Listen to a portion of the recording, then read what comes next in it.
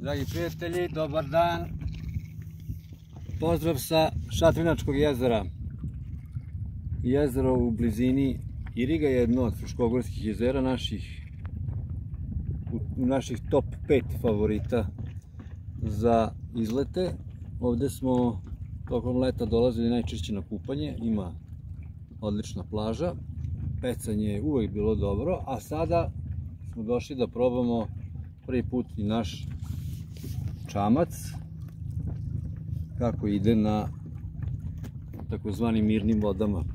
Evo, sad ćemo da proglistiramo specijalno za ovu priliku. Opa!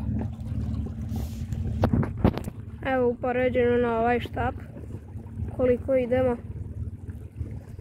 Naravno, trudimo se da idemo u nižim brzinama jer će onda sama vožnja duže trajati.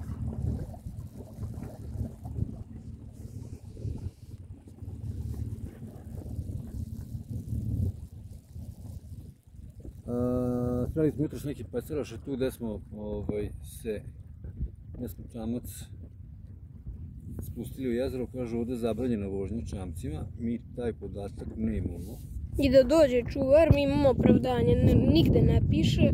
Da, ako nas neko nešto bude pitao, mi ćemo reći mi nemamo pojma, zato što nigde ništa ne piše. Sada će to biti dovoljno da se spasimo ili neće niko dolaziti, vidjet ćemo do kraja današnjeg dana.